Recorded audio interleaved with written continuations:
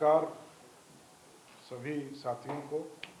आज हमारे साथ इस प्रेस कॉन्फ्रेंस में उपस्थित हैं विधान परिषद के सदस्य अनिल कुमार शर्मा जी। पार्टी आज जिस तरह मुख्यमंत्री जी को मैंने देखा, बड़ा दया लगा। बिहार के मुख्यमंत्री कहाँ चले गए और क्या कर रहे हैं, उनको कुछ याद तो रहता नहीं है मेरे हिसाब से। जिन लोगों की नियुक्ति पत्र आदि बांट रहे थे पंचायत सचिवों की, वो जानकर आप लोगों को बड़ा आश्चर्य लगेगा कि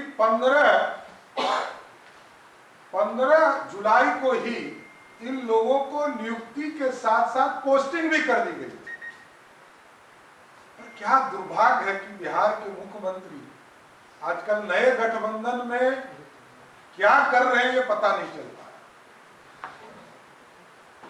कि 3162 लोगों की पूरे बिहार में नियुक्ति हुई थी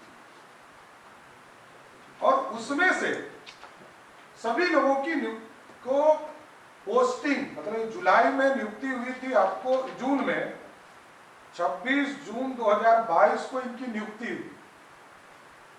और यह सिर्फ पंचायत सचिवों की नियुक्ति नहीं हुई थी, कर्मचारी चयन आयोग के माध्यम से 11,329 लोगों की बहाली हुई थी और इसमें से 4353 रेवेन्यू कर्मचारी थे, 3127 आपको पंचायत के सचिव थे और लगभग समान प्रशासन विभाग के माध्यम से जो एलडीसी की बहाली होती है उसमें 1751 थे, जो मेजर था मैंने बताया, और कई फॉरेस्ट डिपार्टमेंट के 693 पोस्ट थे। ये पूरा लिस्ट मैं आप लोगों को उपलब्ध करा दूंगा कि आज बड़ा ही दुर्भाग्यपूर्ण दिन है। ये नियुक्ति घोटाला होगा। ये लोग नियुक्ति कर नहीं रहे, नियुक्ति का घोटाला कर रहे। 11,329 की बहाली में मात्र 3500 लोगों को नियुक्ति पत्र आज दिया गया। ये लोग पार्ट वाइज कर रहे हैं, इसको सिर्फ दिखाने का काम कर रहे हैं, क्योंकि तेजस्वी यादव जन्मदिन के दिन भी झूठ बोल रहे। अब किसी का जन्मदिन हो, मैं तो बधाई देता हूं कि जन्मदिन में उनकी पूरी शुभकामना है, लेकिन जन्मदिन के दिन तो अच्छी बात करे, बिहार के नौजवानों के साथ खिलवाड़ तो नहीं करे। जिनकी पोस्टिंग 15 जुलाई को हो गई हो, उनको फिर से नियुक्ति पत्र देना यह कहीं से न्याय संगत नहीं है। दूसरा, बीपीआरओ की पोस्टिंग का इन लोगों ने आज नियुक्ति पत्र बांटा। इन लोगों की भी बहाली 3 अगस्त को हो गई थी और हमारी सरकार कब गई? 9 अगस्त को नीतीश कुमार ने नए गठबंधन का साथी को चुना। हम 3 अगस्त को ही इसको बहाल कर चुके थे। तो ये लोग सिर्फ अब दिखाने के लिए कर रहे हैं। मेरा सीधा आरोप कि नीतीश कुमार जी जो बॉडी लैंग्वेज दिखा रहे थे उस हॉल में, तो लग ही नहीं रहा था कि वो कुछ है। अब तो मुखिया बराबर भी हमको लगता है उनके पास पावर नहीं है। मुखिया जी के पास भी पावर होंगी, इनके पास तो वो भी पावर नहीं बुझा रहा। वो तो अब सीधा सुपर सीएम के गोद में खेल रहे। तो ये राजनीतिक तौर पर बिहार के नौजवानों के साथ खिलवाड़ करने का काम किया गया। नियुक्ति का बहाली का प्रोसेस किया, ये 3 महीने में ये बताओ।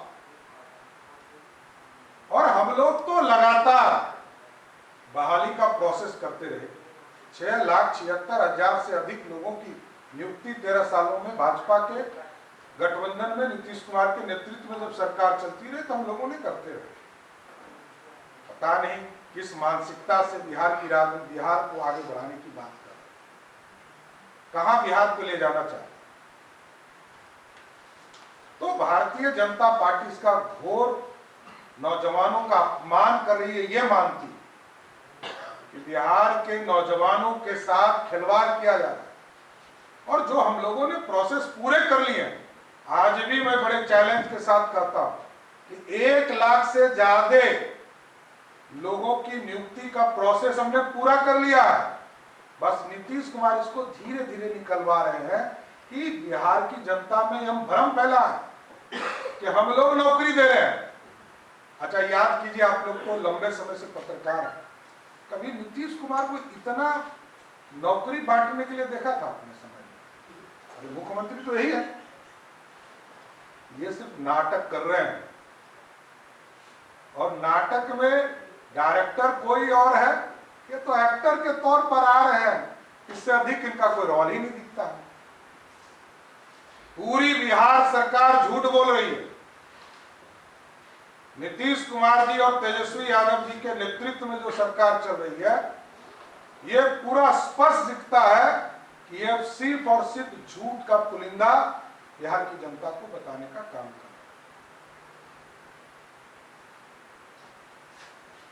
है। आज जिस तरह का बॉडी लैंग्वेज हम लोगों को देखने को मिला, पकड़ रहे हैं, अरे कहां भागा जा रहा है भतीजा आपका? क्या इसका मतलब लगता है उनका भाग रहा है भतीजा, पकड़ रहे हैं।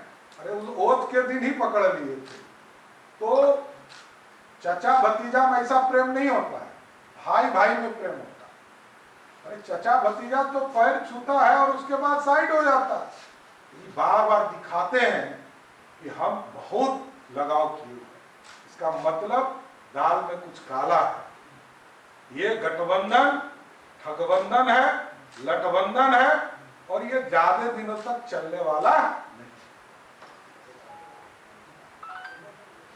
दूसरा एक महत्वपूर्ण कि स्वर्ण समाज बिहार के, इनको तो कभी लालू प्रसाद जी ने आरक्षण नहीं दिया,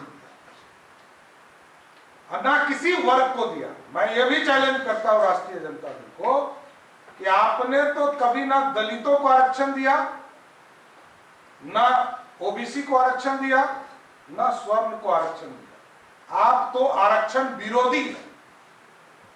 और जब जब आरक्षण बिहार में लागू हुआ, आपने विरोध किया। 2005 का चुनाव पंचायती राज में, तब भी आप आरक्षण के साथ नहीं थे। जब उच्च समाज को, स्वर्ण समाज को आरक्षण दिया जा रहा था, तब भी राष्ट्रीय जनता दल उस पूरे बिल की कॉपी को फाड़ रहा था लोकसभा राज्यसभा। और उसमें मेरा सीधा आरोप है कि स्वर्णों को तो आरक्षण का आपने विरोध किया, तो इसका मतलब है कि आप मुसलमान समाज के जो शेख, सैयद और पठान है, उसका भी आरक्षण का विरोध कर रहे हैं। तो इसका जवाब देना चाहिए कि क्या राष्ट्रीय जनता दल मुसलमान के विरोध, आरक्षण के विरोध में है जो शेख, सैयद और पठान को मिल रहा है? तो यह स्पष्ट तौर पर है, यह मैं जानना चाहता हूं। धन्यवाद सर।